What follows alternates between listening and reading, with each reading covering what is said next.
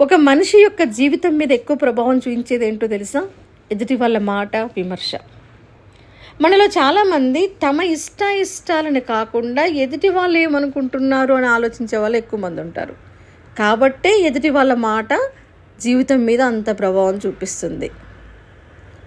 చాలామంది చూడండి, ఏదన్నా పని చేస్తున్నప్పుడు వీళ్ళేమనుకుంటున్నారు, వాళ్ళేమనుకుంటున్నారు, నేను ఈ పని చేస్తే వాళ్ళేమంటారో వీళ్ళేమంటారో ఇలా ఆలోచించే వాళ్ళే ఎక్కువ మంది ఉంటారు. పొరపాటున ఎవరన్నా విమర్శించారు అని తెలిసిందనుకోండి, ఇక కథం అక్కడికి ఆగిపోతారు, వెనకడిగేస్తారు, ఏడుస్తూ కూర్చుంటారు.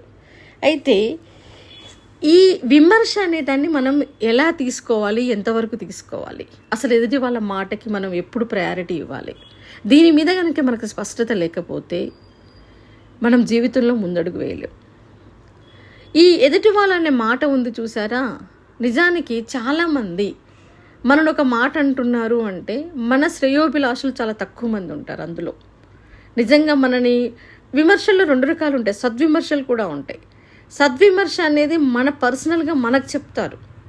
నిజంగా మన ప్రవర్తనలో కానీ మన ప్రయత్న లోపం కానీ ఏదన్నా ఉంటే ఇలా చెయ్యి, అలా చెయ్యి, ఇలా నీ పద్ధతి మార్చుకో, అలా పద్ధతి మార్చుకో అని మనకి పర్సనల్గా చెప్తే వాళ్ళు మన వెల్ విషర్స్. అలా కాకుండా మన వెనక మాట్లాడుతున్నారు లేదా మనం ఏం చేసినా అంటున్నారు అన్నప్పుడు వాళ్ళు మన వెల్ విషర్స్ ఎలా అవుతారు? మనం చూసి ఓర్వలేని వాళ్ళు అవుతారు. ఈ ప్రపంచంలో మనుషుల యొక్క మనస్తత్వాలు ఎలా ఉంటాయో తెలుసా? వాళ్ళు ఎదగరు, ఎదుటి వాళ్ళు ఎదిగితే ఓర్వరు. వాళ్ళు ప్రయత్నం చేయరు, ఎదుటి వాళ్ళు ప్రయత్నం చేస్తే అడుగడుగున ఆటంకాలు కలిగించే వాళ్ళు ఉంటారు. వాళ్ళలో క్రియేటివిటీ ఉండదు, సృజనాత్మకత అనేది ఉండదు. వాళ్ళు ఎక్కడ వేసిన గొంగలి అక్కడలాగానే ఉంటారు. మూసపోసిన జీవితం, అదే జీవితం, అదో సంకుచిత భావాలు, అవే ఆలోచనలు. ఇంకా చెప్పాలి అంటే వాళ్ళు బావిలో ఉండి మనని బావిలోకి లాగడానికి ప్రయత్నిస్తారే కానీ వాళ్ళకంటే మనం అడ్వాన్స్ ఉన్నా, వాళ్ళకంటే మనం ఎక్కువ ప్రయత్నిస్తున్నా, వాళ్ళకంటే మనం పోరాడుతున్నా, వాళ్ళకంటే మనం ముందడుగు వేస్తున్నా, వాళ్ళకంటే మనం క్రియేటివ్గా ఉన్నా మనల్ని విమర్శిస్తూనే ఉంటారు. నిజంగా చెప్తూ చూడండి, ఆడవాళ్ళలో ఎక్కువగా కనపడుతుంటుంది. వాళ్ళకి ఒక మంచి హెయిర్ స్టైల్ వేసుకున్నా ఎక్కిరించే వాళ్ళు ఉంటారు, ఒక మంచిగా చీర కట్టుకున్నా వెక్కిరించే వాళ్ళు ఉంటారు, మంచిగా డ్రెస్అప్ అయినా, నిజంగా చెప్పాలంటే మంచిగా డ్రెస్అప్ అయితే సోకులు అంటారు, అసలేం డ్రెస్అప్ కాకపోతే అప్పలమ్మ అంటారు. చాలా విచిత్రంగా ఉంటుంది మాట తీరు. అదే నాలుక 2 సార్లు 2 రకాలుగా స్పందిస్తుంది. నువ్వు ఒకవేళ యాక్టివ్గా ఉంటే అంత దూకుడు అవసరమా? కొంచెం అనుకుగా ఉండాలి మనిషి, ఆడైనా మొగైనా అనేవాళ్ళు ఉంటారు. అదే నువ్వు బద్ధకంగా ఉంటే బాబా ఇంత సోమరితనమా, ఇట్లుంటారా అనేవాళ్ళు ఉంటారు. అదే మనిషి, అదే నాలుక. నువ్వు నవ్వుతూ ఎప్పుడు తుల్లుతూ ఉన్నావు అనుకో, గంతగనంగా నవ్వుడెందుకు, నలుగురిలో నవ్వడం ఏంటి, నవ్వు 4 గంధాల చేటు అంటారు. నువ్వు నవ్వకుండా మౌనంగా ముభావంగా ఉంటే అబ్బాబ్బాబ్బా ఎప్పుడు చూసినా ఏడుపు మొహమే, ఏడుపు గొట్టు మొహం ఇలా అనేవాళ్ళు ఉంటారు. నిజంగా చాలా విచిత్రంగా అనిపిస్తుంది. అదే నాలుక. నిజంగా చెప్తుంటాను, నేను చాలా సందర్భాల్లో మన చుట్టూ ఉన్నటువంటి మనుషులను చూసి అవాక్కైన సందర్భాలు ఎన్నున్నాయో. వాళ్ళు కూర్చుంటే ఒక న్యాయం ఉంటుంది, వాళ్ళు నిలబడితే ఒక న్యాయం ఉంటుంది. మీరు చూడండి, బస్సుల్లో వెళ్ళేటప్పుడు ఒకరు నిలబడి ఉంటారు, 3 సీట్లో కూర్చొని ఉంటారు. ఆ నిలబడ్డానికి సీట్లో కూర్చున్న వాళ్ళు ఒక శత్రువులాగా కనపడుతుంటారు. అర్రే నేను నిలబడిపోయినా వీళ్ళు సుఖంగా కూర్చున్నారే, కాస్త జరగరాదమ్మా అంటుంది. పొరపాటున సీట్లో కూర్చున్న వాళ్ళు జరగలేదనుకో, ఈ బస్సు ఏమన్నా నీ సొత్తా, ఇంటికాంచి తెచ్చుకున్నావా, ఇది 4 కూర్చున్న సీటే కదా, జరగవచ్చు కదా అని గొడవ దిగుతారు. ఒకవేళ అదే పర్సన్ కూర్చుంటే ఇంకొకరు జరగమన్నారనుకోండి, ఏంటమ్మా ఇది 3 కూర్చున్న సీటే కదా, 4 ఎట్లా కూర్చుంటారు అంటారు. చాలా విచిత్ర మనస్తత్వాలు మన చుట్టే ఉంటాయి. ఆ మనిషి యొక్క మాట తీరు మన సందర్భాన్ని బట్టి మారుతూ ఉంటుంది. దానికి నిలకడ లేకుండా సునాయాసంగా ఖర్చు లేకుండా చేసేటువంటి పని ఏంటో తెలుసా? ప్రపంచంలో ఎదుటి వాళ్ళని మాట అనడం. వాళ్ళు ఒక మాట అంటున్నారు అంటే దాని అర్థం ఏంటి అంటే వాళ్ళు చేయని పని మనం చేస్తున్నామని అర్థం. మరి అలాంటి మాటకి మనం విలువ ఎంతవరకు ఇవ్వాలి? వాళ్ళు ఏదో అన్నారని చెప్పేసి మనం ఏడ్చుకుంటూ కూర్చోవడం అవసరమా? అది ఎంతవరకు సమంజసం? వాళ్ళు అన్నారని మన ప్రయత్నం ఆపేయడం ఎంతవరకు కరెక్ట్? వాళ్ళు అన్నారు అని చెప్పేసి మన సంతోషాన్ని మనం దూరం చేసుకోవడం ఎంతవరకు కరెక్ట్? మనిషి ఎప్పుడు కూడా ఏం ఆలోచిస్తారో తెలుసా? ఎదుటి వాళ్ళు మనం ఏడుస్తుండాలి, వాళ్ళు మనల్ని ఓదారుస్తుండాలి. ఒకవేళ వాళ్ళు ఓదార్చే అవకాశం వాళ్ళకి ఇవ్వకుండా మనం ఏడిపి ఆపేసామే అనుకో, కథ మన మీద చుట్టూ చేరి రాళ్ళు జల్లుతూనే ఉంటారు. వాళ్ళు సంకుచిత భావాలు ఉన్నటువంటి మనుషులు ఎలా ఉంటారు అంటే, వాళ్ళు ఒక బౌండరీ గీసుకుంటారు, చుట్టూ ఒక కంచె వేసుకుంటారు. ఆ కంచెలో నుంచి వాళ్ళు బయటికి రారు, మనని అందులోకి లాగే ప్రయత్నం చేస్తారు. అందుకని ఈ విమర్శించే వాళ్ళని ఒక్కసారి మీరు పరిశీలించండి.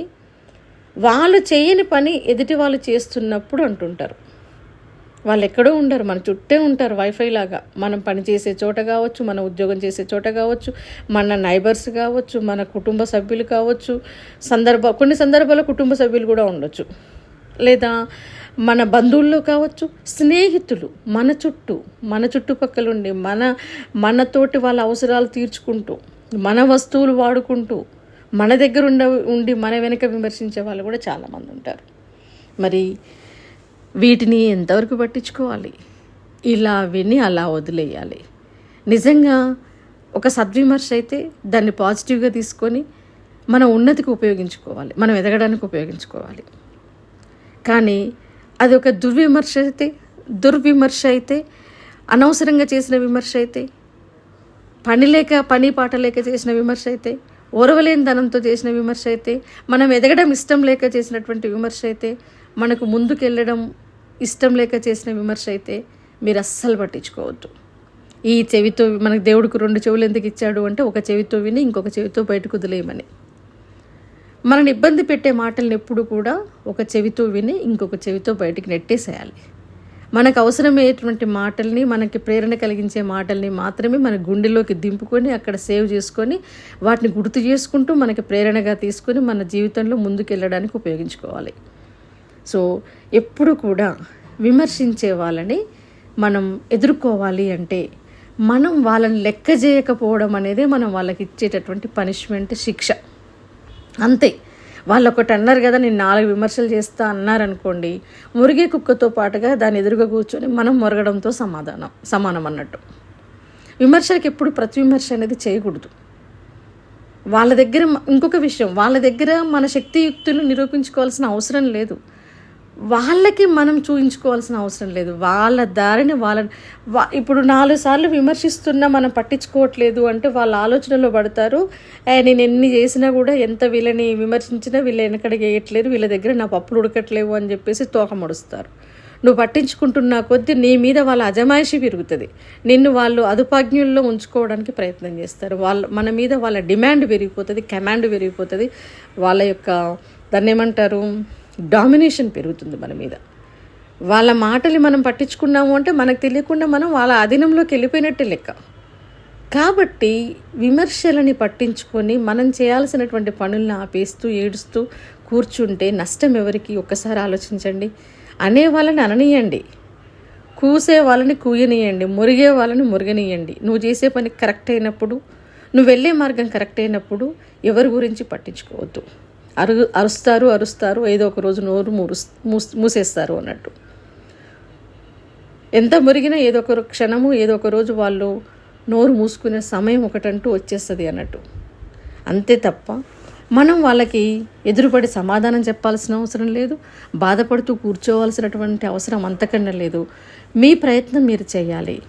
కొన్ని సందర్భాల్లో మనం ఏది చేసినా అంటుంటారు, జస్ట్ నవ్వి వదిలేసేయండి. దానికి మీరు సమాధానం కూడా ఇవ్వాల్సిన అవసరం లేదు. మనల్ని అర్థం చేసుకునే వాళ్ళ దగ్గర మన గురించి మనం ఎంత ఎక్స్ప్లెయిన్ చేసుకున్నా దండగే. నిజంగా చెప్పాలి అంటే చాలా సందర్భాల్లో కొంతమంది వాళ్ళు అన్నారు అని చెప్పేసి వాళ్ళకి ఇప్పుడు ఎదుటి వాళ్ళు అన్నారని చెప్పేసి వాళ్ళకి మన గురించి ఎక్స్ప్లెయిన్ చేస్తూ కూర్చునే వాళ్ళని కూడా మనం చూస్తుంటాం. నేను ఇట్లా కాదు అట్లా కాదు, నువ్వు అనవసరంగా నన్ను అన్నావు. వాడికి తెలుసు నేను అనవసరంగా అంటున్నారని. నువ్వు ఎంత ఎక్స్ప్లెయిన్ చేసినా వాళ్ళు అంటూనే ఉంటారు. మనం ఎదుటి వాళ్ళ దగ్గర మన గురించి మనం ఎంత ఎక్స్ప్లెయిన్ చేసుకుంటూ పోతామో మన ఎదుటి వాళ్ళ దగ్గర అంత తేలిపోతాం. నిజంగా చెప్పాలంటే విమర్శించే వాళ్ళకి మనం ఇచ్చే ట్రీట్మెంట్ ఏంటో తెలుసా? అస్సలు వాళ్ళని పట్టించుకోకపోవడం, వాళ్ళ మాటని ఖాతరు చేయకపోవడం, అసలు లెక్క చేయదు వాళ్ళని, అన్నట్టుగా వెళ్ళిపోతుండాలి అంతే. సో జీవితంలో మనకు ఎదురుపడుతుంటారు ప్రతి చోట అలాంటి వాళ్ళు. ఇందాక నేను చెప్పాను చూసారా, వాళ్ళు మనల్ని విమర్శిస్తున్నారు అంటే మన పట్ల అసూయ ద్వేషాలతోటే విమర్శిస్తారు.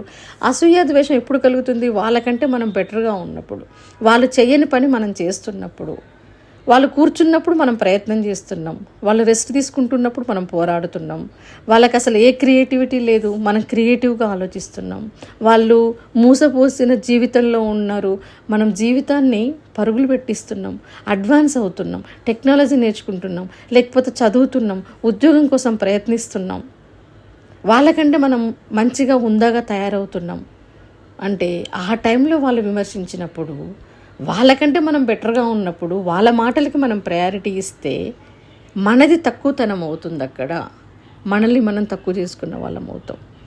జస్ట్ వాళ్ళని వదిలేయడమే వాళ్ళకి ఇచ్చేటటువంటి బెస్ట్ ట్రీట్మెంట్. ఇంకంతకు మించి ఇంకేమీ లేదు. విమర్శించే ప్రతి మాటను మనం పట్టించుకుంటూ కూర్చుంటే మనం అడుగు ముందుకు వేయలేము, ఎక్కడో ఆగిపోతాం.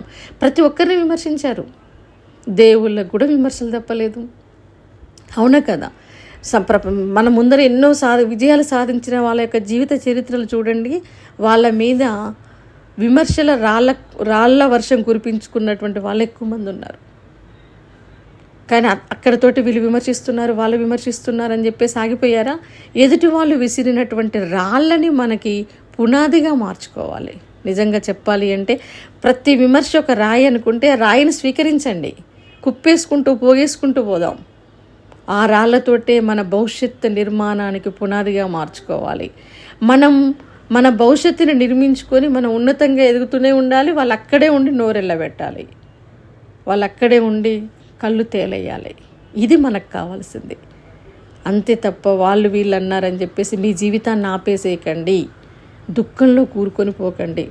జీవితంలో మనం ఓడిపోవడానికి గల కారణాలు ఏంటో తెలుసా?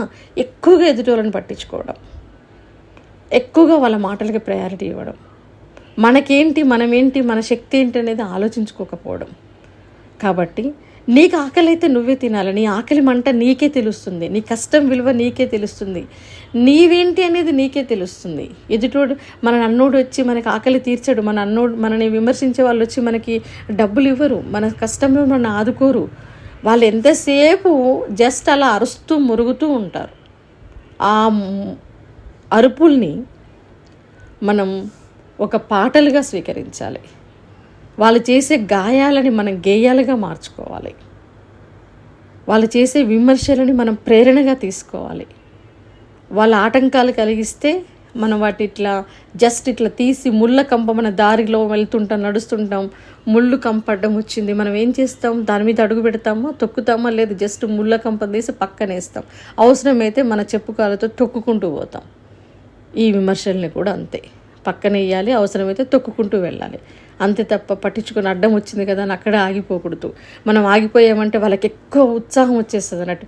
ఎప్పుడైనా గుర్తుపెట్టుకోండి, విమర్శించే వాళ్ళ మాటల్ని మనం పట్టించుకుంటున్నాము అన్న విషయం వాళ్ళకి అర్థమైందంటే అది వాళ్ళకి ఫుల్ బూస్టింగ్ అన్నట్టు. ఇంకా నేను అంటే నా మాటల్ని వీళ్ళు పట్టించుకుంటున్నారు కదా, ఇంకో రెండు అందాం అనుకుంటారు. కాబట్టి మనం ఏడ్చినా అంటారు, నవ్వినా అంటారు, మనం ఉత్సాహంగా ఉన్నా అంటారు, మనం ఎలా ఉన్నా అంటారు, ఏం చేసినా అంటారు. కాబట్టి అసలు వాళ్ళ మాటల్ని పట్టించుకోకుండా నువ్వేం చేయాలనుకుంటున్నావు, నీ లక్ష్యం ఏంటి, నీ జీవితం పట్ల నీ దృక్పథం ఏంటి, నీకు ఎక్కడ సంతోషం దొరుకుతుంది, నీ ఆనందం కోసం నువ్వేం చేస్తున్నావు అనే దాని మీదనే ఫోకస్ చేయాలి. ఇక్కడ జీవితంలో మనము ఎప్పుడైనా సరే ఈ విమర్శలు అంటే మనం ఓడిపోయినట్టు కాదు. ఎదుటి వాళ్ళు మనం విమర్శించారు అంటే మనం తప్పు చేసినట్టు కాదు, మనం చెడిపోయినట్టు కాదు, మనం ఓడిపోయినట్టు కాదు, మనం పడిపోయినట్టు కూడా కాదు. కేవలం నేర్చుకోవడం మాత్రమే. ఆ విమర్శల నుంచి మనం నేర్చుకోవాలి అంతే. కొంతమంది ఏమో ఓడిపోయి గెలవాలనుకుంటారు, అయితే కొంతమంది ఏమో ఓడిపోయి ఓటమి దగ్గరనే ఆగిపోతారు.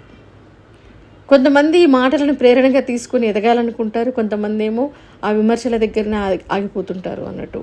సో మనకి జీవితంలో ఎదురయ్యే ప్రతి మనిషి నుంచి కూడా మనం ఒకటి నేర్చుకోవాల్సింది ఉంటుంది. కొంతమంది మనకి ఎలా బ్రతకాలో నేర్పిస్తారు, కొంతమంది ఎలా బ్రతకకూడదో నేర్పిస్తారు. గుర్తుపెట్టుకోండి, మనకి ఇలాంటి అవసరమే. అవన్నీ కూడా ప్రేరణగా మార్చుకొని మనకు ముందుకెళ్ళినామంటే మన జీవితం మనం అనుకున్న రీతిలో మనం ఎదిగి నిలబడతాం. నేను కూడా చాలా ఫేస్ చేశాను. నా చుట్టూ ఉన్న వాళ్ళు నన్ను ఉపయోగించుకున్నటువంటి వాళ్ళే. ఇంకా నిజంగా చెప్పాలి అంటే నేను చాలా నా జోస్ టాక్స్లో చెప్పాను, క్లాస్మేట్స్ అంతా ఫ్రెండ్స్ కాదు, ఫ్రెండ్స్ అంతా కూడా ఆత్మీయులు కాదు అని చెప్పేసి. మనం ఫ్రెండ్స్ అనుకుంటాం, మన వాళ్ళని మనం అనుకుంటాం, కానీ ఎదుటోళ్ళు అనుకోవద్దు. మనం వదిలేసుకునే వాళ్ళే చాలామంది ఉంటారు. మనని వాడి మన వెనక మన గురించి విమర్శించే వాళ్ళు ఉంటారు. మనం ఎదుగుతుంటే ఓర్వలేక విమర్శించే బంధువులు ఉంటారు, అలాంటి వాళ్ళని కూడా నేను చూశాను. ప్రతిసారి గుర్తుపెట్టుకోండి, వాటిని మనం పాజిటివ్గా తీసుకొని మన సక్సెస్కి ప్రేరణగా తీసుకోవాలి తప్ప అక్కడే ఆగిపోవద్దు. కుక్క మురిగింది అని చెప్పేసి మనం మురిగితే దానికి మనకి తేడా ఉండదు. ఎవరో ఏదో అన్నారని చెప్పేసి మనం కృంగిపోతే నష్టపోయేది మనమే. కాబట్టి ఎవరి మాటలు పట్టించుకోకండి, ఎలాంటి విమర్శలు పట్టించుకోకండి. సద్విమర్శ అయితే స్వీకరించండి. ఒకవేళ అది మిమ్మల్ని వెనక్కిలాగే విమర్శ అయితే దాన్ని ఇలా తన్నేసుకుంటూ ముందుకెళ్ళిపోండి.